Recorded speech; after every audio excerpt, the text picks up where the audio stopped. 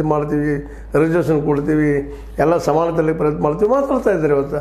ಯಾಕೆಂತಂದರೆ ಮೋದಿಯವರ ಸೋಲುಗಳನ್ನು ಎನ್ಕ್ಯಾಶ್ ಮಾಡಿಕೊಂಡು ತಾವು ಅದನ್ನು ಮುಂದಿನ ಎಲೆಕ್ಷನ್ದಲ್ಲಿ ಬರಬೇಕಂತ ಈ ದೃಷ್ಟಿಯಿಂದ ಹೋರಾಟ ಮಾಡ್ತಾ ಇದ್ದಾರೆ ವಿನಃ ಒಬ್ಬ ಜನನಾಯಕ ಆಗಿ ಇವತ್ತು ಯಾರು ಕಾಣ್ತಾ ಇಲ್ಲ. ಇದು ಒಂದು ದೊಡ್ಡ ಸಮಸ್ಯೆನ.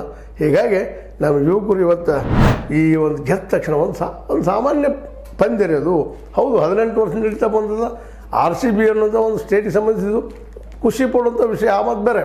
ಆದರೆ ಈ ಪ್ರಮಾಣಕ್ಕೆ ಮಂದಿ ಕೂಡ ಅದು ಜೀವಗಳನ್ನು ಕಳ್ಕೊಳ್ಳುವಷ್ಟು ಮಟ್ಟಿಗೆ ಆಗಿದ್ದು ನೋಡಿದಾಗ ಇಂಥ ಒಂದು ಮೆರವಣಿಗೆಗಳು ಬೇಕಾ ಅನ್ನೋ ಪ್ರಶ್ನೆ ಜೊತೆಗೆ ಈ ಆಟಗಳು ಎಷ್ಟು ಹುಚ್ಚರಿಸ್ಬಿಟ್ಟಿದ್ದಾವೆ ನಮ್ಮಲ್ಲಪ್ಪ ಅಂದ್ರೆ ಇದೇ ನಮ್ಮ ಬದುಕು ಅನ್ನೋಷ್ಟು ಮಟ್ಟ ನಮ್ಮನ್ನು ನಿರ್ಮಾಣ ಮಾಡಿದಾವೆ. ನಮ್ಮ ಯುವಕರಲ್ಲ ಅವ್ರು ಈಗ ತಿರ್ಕೊಂಡವರಲ್ಲ, ನಮ್ಮ ಯುವಕರನ್ನ ಈ ಎಲ್ಲ ದೃಷ್ಟಿಗಳು ನೋಡಿದಾಗ ಈಗಂತಿ ನಮ್ಮ ಸರ್ಕಾರ ಡೈರೆಕ್ಟ್ ಹೇಳ್ಬಿಟ್ಟದ 15 ದಿನದೊಳಗೆ ನೀವು ವರದಿ ಕೊಡ್ರಪ್ಪ ಎಲ್ಲರೂ.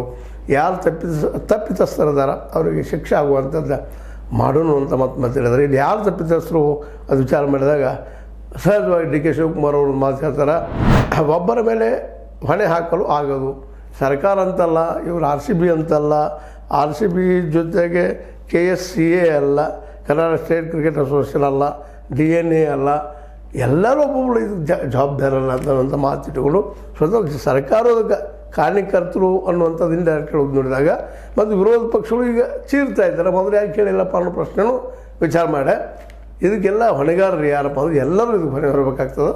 ನೋಡುಗರು ಹಿಡ್ಕೊಂಡು, ಪ್ರೇಕ್ಷಕರು ಹಿಡ್ಕೊಂಡು, ಆಟಗಾರರು ಹಿಡ್ಕೊಂಡು, ಸಂಸ್ಥೆಗಳು ಹಿಡ್ಕೊಂಡು, ಸರ್ಕಾರ ಹಿಡ್ಕೊಂಡು, ವಿರೋಧ ಪಕ್ಷ ಹಿಡ್ಕೊಂಡು ಎಲ್ಲರೂ ಕಾರ್ಯಕರ್ತರು ದೊರೆತಾಗೋದಕ್ಕೆ. ಯಾಕಂದರೆ ಈ ರೀತಿ ವ್ಯವಸ್ಥೆ ಮಾಡೋಕೆ ನಾವೆಲ್ಲರೂ ಕಾರ್ಯಕರ್ತರು ಅಂತೇಳಿ ಹೇಳುವಂಥ ಮಾತನ್ನು DK ಶಿವಕುಮಾರ್ ಅವರು ಹೇಳ್ತಾ ಇದ್ದಾರೆ. ರಾಜ್ಕುಮಾರ್ ಅವರು ಸತ್ತಾಗ ಏನೆಲ್ಲ ಆಯಿತು ಎಂದು ನಾನು ಈಗ